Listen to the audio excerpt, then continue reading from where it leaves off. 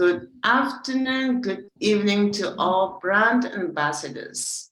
It's such an honor having each and every one who has signed into today's webinar, Deep Dive, this Tuesday, January 17, 2023. It's a blessing seeing your beautiful, lovely faces, and this is an official OnPassive webinar. We welcome you and we start the webinar officially now with one of our signature tunes. And we're going to call on Dr. Derek to officially play that tune for us so we can get down to business. Over to you, Dr. Derek. Thank you, sir.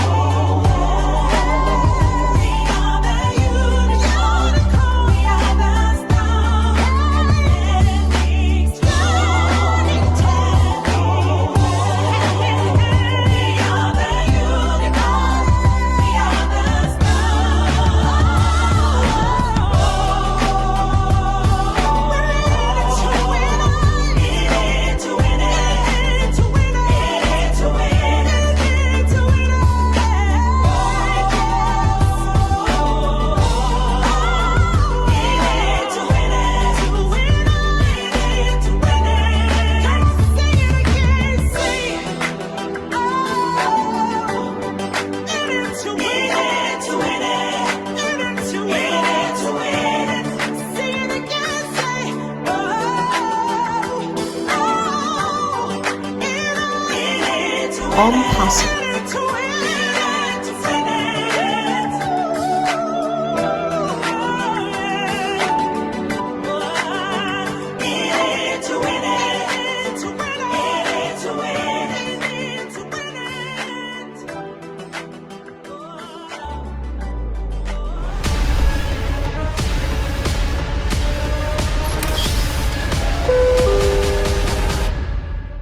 Your next stop is OnPassive, the future of internet.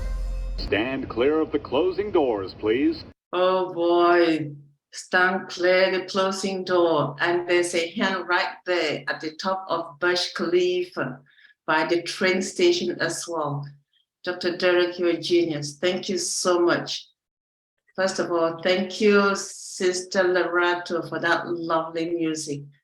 The end of it is just awesome. Very much appreciated.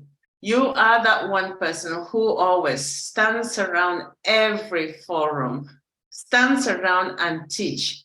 And Dr. Derek is always there, helping us, training others, training the trainers indirectly, and helping us discover the potential in ourselves. He forgets that he is also a germ that we are blessed to have in our midst. He's always here with us. He's always square and whenever called upon, and he's never shy to speak up his mind. Please, at this stage, let's welcome our one and only gifted brother, King Dr. Derek, who is always sharing with us, regardless of the time of day. He will be there to answer your question. But remember, you have to call him. Don't write, call him, and he will always answer. Thank you very much, Dr. Derek. I'm passing the mic over to you, sir. Oh, mercy. Thank you very much, Queen Debbie. Really appreciate it. Thank you very much for that introduction. Really appreciate it. Thank you very much, all the brand ambassadors. But oh, mercy, Tony, brand ambassador Tony Antoinette Coleman. Oh my goodness. No, I would not in my wildest of dreams thought that was what you was going to kill me with. Hit me with. Oh my goodness. I thank you very much. I thank you very much for that mindset. We can do things. We have, my mother would say, you have the potty.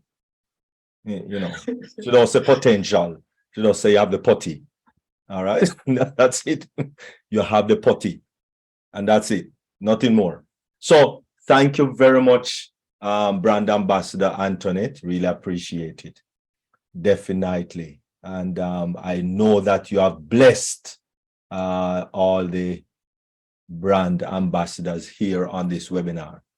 Okay, wonderful. And they will soon get a little time to speak and, you know, about your mindset. But I want to ask you all as a small question, very small question. Anyone know this gentleman's name? Anyone? He's the one who was at the Jason Stratham. Famous, yeah. Jason. Jason Stratham. Yes, definitely. Something like that is correct. Do we know what movie this is that is holding this little girl, this young lady, on his shoulder or his neck back or whatever? Anyone know which movie this is? Anyone know the movie? Wave, put up your hand. Anyone? Yeah, go ahead. The Transporter. Oh my goodness, you look like you're a movie lady, man. They will call you a movie buff. They'll definitely call you a movie buff. Definitely. Transporter. The Transporter. Wicked movie. My goodness. Oh goodness. I didn't know that Audi, that's the name of a car. I didn't know Audi could do those things that he does. Does with that car. I didn't know until Transporter. Yeah. If you haven't watched that movie, please watch that movie, The Transporter. I think there's Transporter 2 and Transporter 3, if I'm not mistaken. Also, all right.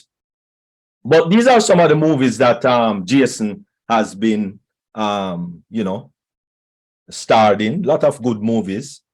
And I am sure that we also know this movie, The Fast and the Furious, with Paul Walker, Vin Diesel, and of course, Jason and Dwayne, The Rock. Hey, The Rock.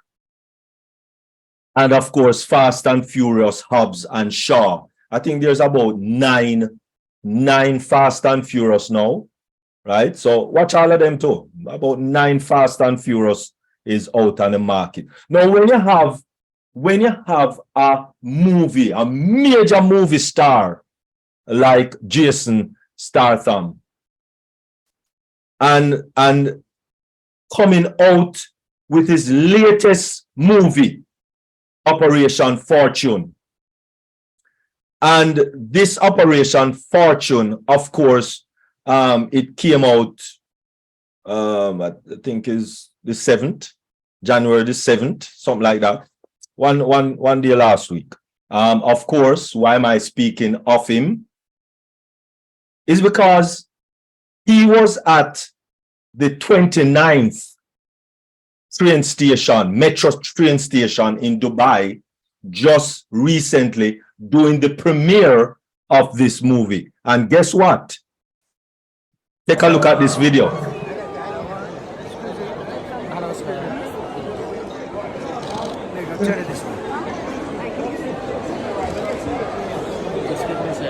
All right.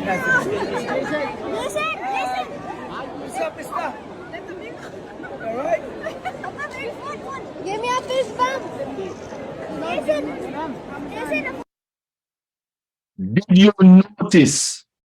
Did you notice the unpassive logo spinning on the column behind Jason? Did you notice that? That is the 29th metro station in Dubai. Hey. Now, watch this. Just 50 years ago, just 50 years ago, this is Dubai. This is it. This is how Dubai did look. Just 50 years ago. Want to do that? That's in the 70s, you know. 1970, 50 years ago. You know, I know that sound like it long time ago, but in 1970, that was just the other year. So therefore, why Dubai? Why Dubai? Why Dubai? Let's take a look. On the left, you notice that Toyota building, and kind of look to the right, look in the background, and then beneath that, look at that same road, which is the main road in Dubai. That is the train station to the right of that picture in the bottom. Right here. Right about there. So, but why Dubai? Why Dubai? I'm sure that, you know, places like Manhattan and all of those places, you know, is technologically up there also. So why Dubai? London, actually, up there. You know, why Dubai? UK, actually up there. Let us look at some historical facts of Dubai. Dubai is known to be one of the urban miracles of the modern world. A futuristic city rising in the middle of a desert is something our ancestors 100 years ago could only imagine in a sci-fi film. It's hard to imagine that this fascinating location used to be just a tiny fishing village. It seems almost illogical that a small town in a very inconvenient climate zone could become one of the world's biggest business and financial hubs. How did this happen? To answer this question, let's have a look at the history of Dubai. Located at the Persian Gulf, right in the middle of the Eurasian continent, Dubai was destined to be a crossing point between East and West. At the same time, the climate here is almost inhumane. The temperature in summer reaches 50 degrees Celsius, and that is the reason why for centuries the urban development here was quite slow. The Persian Gulf, however, was still an important area for the British Empire. Being a strategic route connecting London to Bombay, Royal Fleet needed to secure this area from pirates. In the 19th century, the British East India Company signed an agreement with local sheikhs, particularly with the Al Maktoum family, the ruling dynasty of Abu Dhabi and Dubai, to secure peace in the area. Al Maktoum dynasty rules Dubai until the present day. Despite these agreements, the British Empire never really tried to develop the area. While the Crown was heavily investing in developing Bombay, the southern capital of the empire, by building infrastructures, railway, and a university, there was hardly any interest in developing Dubai as a city. For the British Empire, Dubai was just a junior partner, a crossing point for the Royal Fleet, nothing more. Despite the lack of interest from the empire, Dubai was becoming more and more significant for the region. In 1900, the current ruler announced that no taxes will be charged from the traders, and soon Persian and Indian merchants started moving in. The city was convenient for trading also thanks to Dubai Creek, a saltwater canal that was allowing trading ships to sail from the Gulf right into the city. Shortly, Dubai became the biggest trading hub on the Persian Gulf. In the early 20th century, the city also became a big center of pearl diving, which attracted even more merchants every year. The pearl industry became so big that soon it was forming 95% of the Persian Gulf economy. Dubai, however, was still a big village rather than a city. The urban development started with the reign of Sheikh Rashid. In 1959, he went touring around Europe and was greatly inspired by European capitals, particularly London. Walking around the city and traveling on the tube, he was fascinated by the urban design, transport system, and overall comfort and convenience that London had to offer. After his trip, Sheikh Rashid started implementing his great plan of turning Dubai into an international city. In 1961, he instructed to artificially deepen the Dubai Creek so that bigger trading ships could sail in. Under his guidance, the city was being rebuilt with stone and cement. Having a dream of a great city in his mind, Sheikh Rashid started building an international airport, although his investors thought he is being too romantic, and these urban projects are simply unnecessary, and it was becoming challenging to fund all these ambitious projects. Sheikh Rashid's plans of creating an international capital would probably stall at this stage, but in 1966 they found oil in Dubai. Despite the common belief that Dubai became the city that it is today mainly thanks to oil, the oil reserves found in 1966 were quite modest by Middle Eastern standards. For a reference, neighboring Abu Dhabi had 10 times more oil than Dubai. However, the limited resource was a blessing for the city. Instead of considering oil as a limitless source of wealth, Sheikh Rashid started investing the generated profit in urban development. His vision was to build a city that wouldn't depend on oil money. He was inviting the most talented architects, engineers, and entrepreneurs to Dubai. Since Sheikh Rashid's biggest inspiration was London, he hired a team of British experts who were consulting him on further steps. One of Sheikh Rashid's main goals was to make Dubai attractive for all nationalities. Despite being a Muslim city, he made sure people of other religions and beliefs could feel comfortable living there.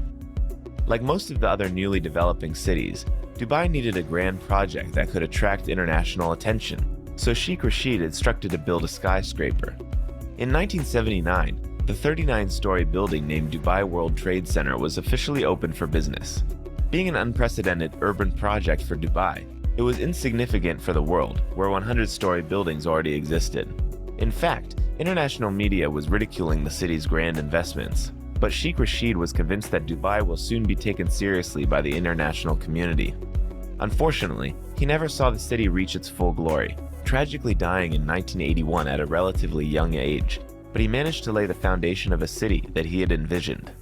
After Sheikh Rashid died in 1981, his work was continued by one of his sons, 31-year-old Mohammed. Just like his father, he was obsessed with the idea of turning Dubai into a modern, international city. His main inspiration was Daniel Burnham, an American architect and urban designer that is known for planning and designing modern Chicago in the early 20th century. Daniel Burnham was convinced that a city architect has to plan big. If you want your city to be spoken about, small and mediocre projects won't get you anywhere. Sheikh Mohammed adopted this approach and decided to make Dubai a city of the biggest and the tallest. In 2000, he introduced Emirates Towers, which were higher than any building in Europe at the time. But that wasn't big enough for Dubai. Sheikh Mohammed wanted to build the tallest building in the world. In 2010, they completed the construction of Burj Khalifa, the highest skyscraper in the world. Being a very hands-on manager himself, Sheikh Mohammed was spending most of his time on construction sites. He was circling the city in his white Mercedes, which registration plate said Dubai 1. This plate was reflecting his overall philosophy and life mission. For Daniel Burnham, railway was the key asset of building a new great city like Chicago. For Sheikh Mohammed, that key asset was aviation. In 1974, he was already curating the construction of Dubai International Airport. In 1980, he employed Sir Maurice Flanagan of British Airways to build Emirates, the new international airlines of Dubai. Soon Emirates was flying to most of the biggest international airports, becoming a gateway to Dubai for thousands of tourists, entrepreneurs, and investors who were curious to visit the new marvel of the Middle East. In 2002, Sheikh Mohammed allowed foreigners to own land in Dubai, which quickly turned the city into one of the biggest real estate markets. Billionaires around the world jumped on this new opportunity of owning property in a city free of taxes and restrictions. Dubai became a gigantic construction site. Every architect firm, big or small, was rushing to Dubai, bringing as many architects and engineers as they physically could. It was a construction gold rush in the middle of a desert. The biggest architects from around the world brought their most ambitious projects to Dubai. Sheikh Mohammed had another ambitious project in mind. He wanted to turn Dubai into a world financial center, competing with major financial capitals like New York and London. Soon, Dubai International Financial Center was created. It's a special economic zone covering 110 hectares with its laws and regulations. It was basically a separate state within a city, like the Vatican in Rome. The hub shortly became home to the giants of the international banking system, including Citibank, HSBC, and Standard Chartered. Dubai was growing rapidly. Soon, 95% of the population were foreigners from around the world. This, of course, had a great impact on the local culture. A new, truly international city was born, which was a unique phenomenon in the world. Many capitals around the world claim to be international and multinational cities, but the reality is that there is always a dominating local culture or culture of the majority. For example, London, which served as an inspiration for Sheikh Rashid when he started developing Dubai, although being a diverse city and home to numerous ethnicities and cultures, is still a British city. Dubai, however, became a cultural no man's land of a sort. Everyone here is a guest, so everyone can feel at home. Local citizens are only 3 to 5% of the population. This aspect of the city earned a lot of criticism as well. For example, the Washington Post once stated that Dubai, in its attempt to be a successful Arabic city, had to sacrifice all its Arabic features. Another negative aspect of this rapid development became the fact that the United Arab Emirates became the only country that spends more energy than the USA. Despite all this, Dubai is an urban phenomenon that serves as an inspiration for many other developing cities around the world today. Hope you realize that one of the main things is taxes. when you don't pay taxes, it is good for business. And so people will more flock to a place where they don't pay taxes rather than a place that they pay taxes. Henceforth, New York and London and all of those other places, you know, even though it is maybe even a little better when it comes on to technology, or maybe a little better because Dubai is still growing. But one of the main thing is taxes. So take a look now at what Ash Mufari and Dr. Soa said last week in reference to why Dubai. That station, which you will see the biggest structure on Shara Sheikh Zayed in Dubai, is called Passive. By the way, guys, it was one of the hardest negotiations ever done to land this opportunity with the RTA. We were absolutely competing with giants in the markets. And it was very simple. Lots of papers needed to be submitted before that approval has been signed and granted for us, and the naming is given to us. Lots of back checks because you're partnering with the government of one of the top cities on earth. So we're now like an official partner to them, to a government entity in Dubai. Well, yes, Passive is now the new name for what used to be called Al Safa Metro Station previously. Now it's only Passive. And we're not owning it, we're owning the naming rights for the coming 10 years. The execution will start with changing the external panels and the smart electronic systems of the public transport to become an on-passive metro station for the next 10 years. And we will also be modifying the internal VO, the voice-over announcements in the station on board of the metro cars before and upon the arrival of people to their destinations. All right, so I'm going to share a presentation with you. Well, on this presentation, we're going to cover more about the RTA, the stats, statistic media in and out the station, digital media in and out the station, and the riders' stats. So you don't have to run after the information, pretty much it's covered for you. What is the RTA? It's pretty much it's the entity, a government entity that is responsible for planning and providing the requirements for the transport in the Emirate of Dubai. But one very crucial, important point to share here, RTA is an international consultant for so many development countries to guide them on how to actually structure the roads and to do the safety measurements and these kind of things. So it is a very big deal to be a partner with those guys. All right. Well, RTA stats. As these are the figures that Susie said that she has not captured and she was multitasking at that time. So here they are. You can, but again, no screenshots. It's pretty much very well known about that station if you Google it. We have in Dubai 180 nationalities. So pretty much then, and in the metro, the 53 stations are the core life, soul of Dubai. It's the main transportation method in Dubai for people who are using it daily, because pretty much it's connecting from the beginning of Dubai up till the end of it. We have, and these stats are coming directly from the RTA. You can find it on their official website as well, guys. So over 200 million riders are always using these metro stations on a yearly basis. And we're talking estimately, as per the figure given by them, 700 riders per day. And of course, that tells us that we're getting and we're capturing that entire exposure. 125 automated trains. And again, as I said, 53 metro stations. The assets. Okay, so why is it a big deal? Why is it a breaking news for today? Because we were not only granted the name, what does come with it? And this is where Nazal and the team have really negotiated to the max.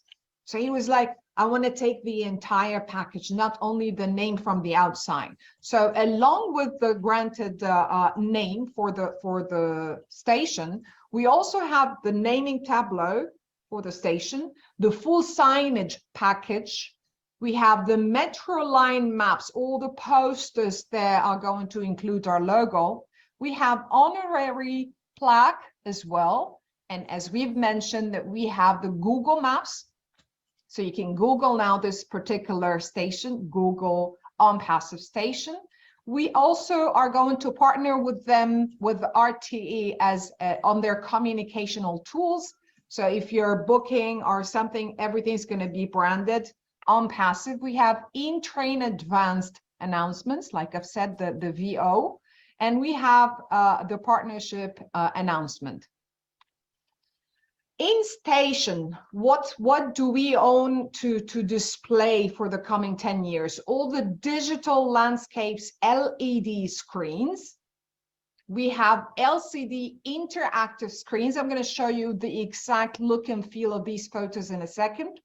The LED screens for the metro station, the foyer experience, the footbridge travelator, and we have the escalators branded on-passive. The stairs are going to be branded on-passive, and even the activation kiosks. I think, Nazal, if you had the chance to get the ceiling and the floor, you wouldn't have stopped it.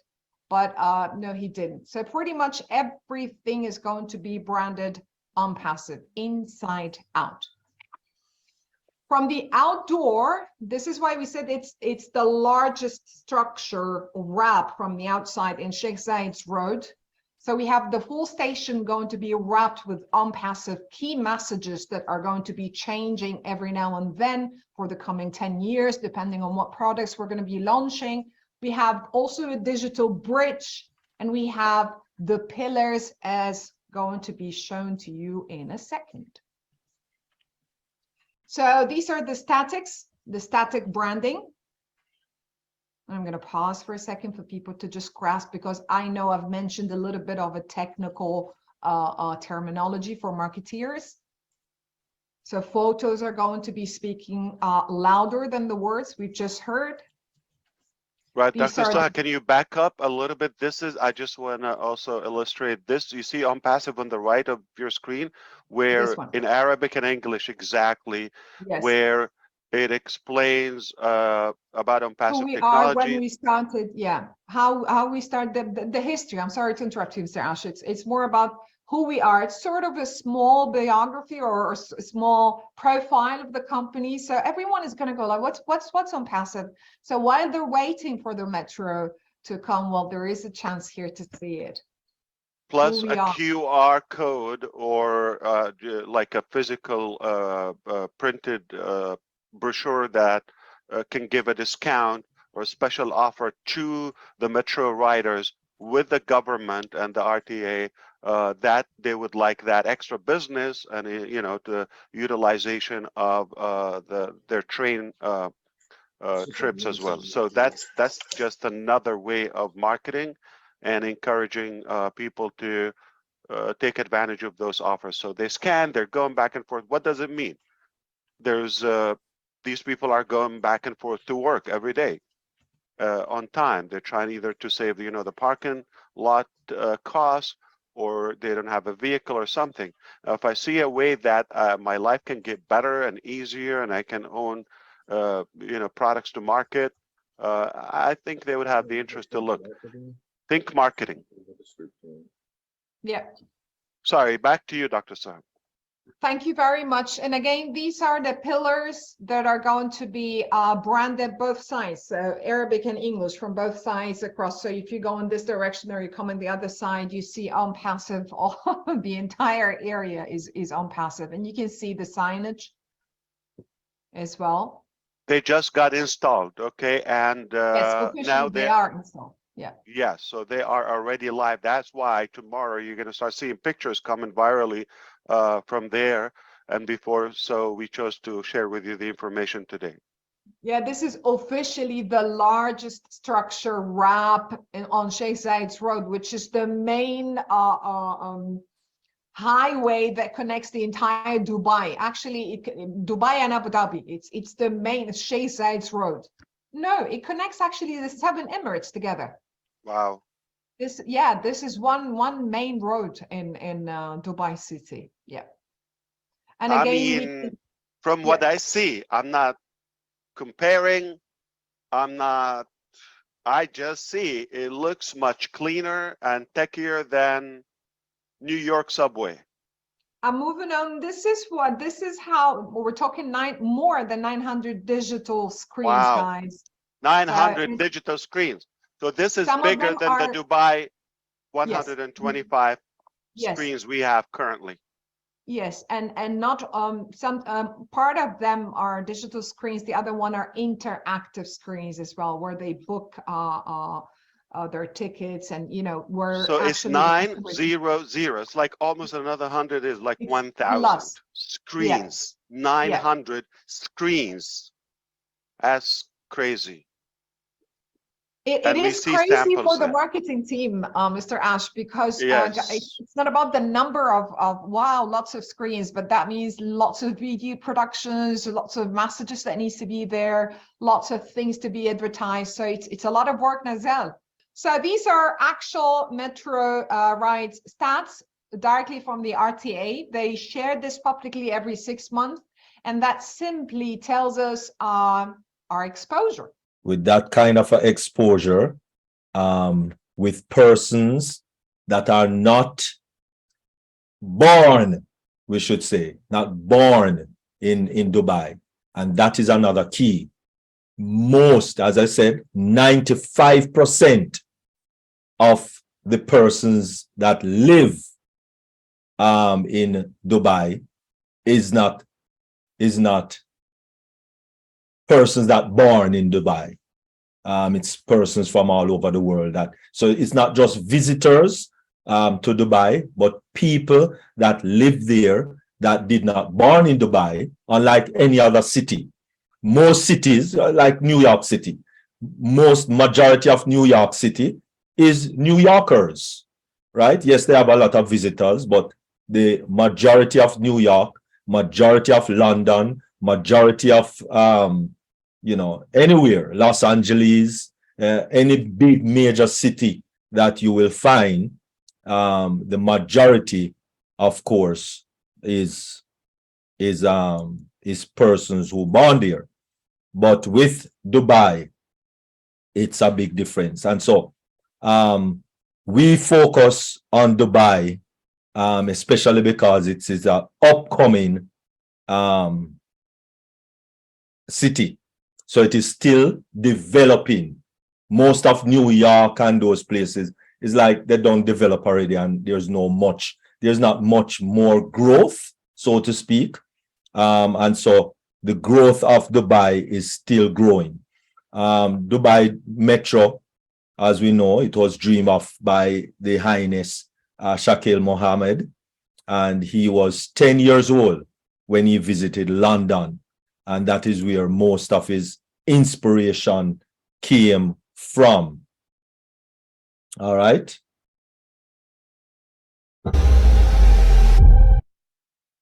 All right.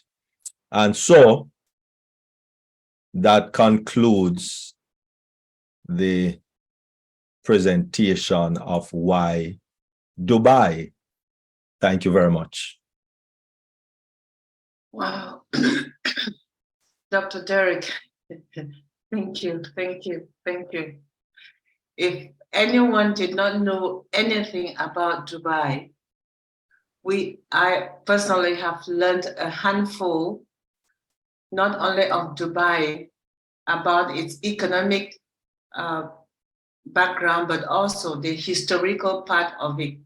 I did not find the time to know that, but today I have learned about it, and especially what Dubai was like 50 years ago. I did not know that part. So thank you very much, Dr. Derek.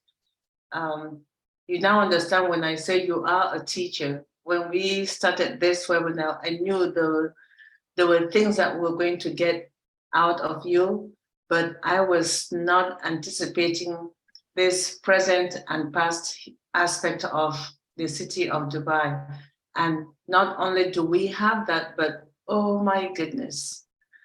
Wow, sorry, I don't have the right voice to explain my excitement, but I know train station number 29 definitely belonged to OnPassive.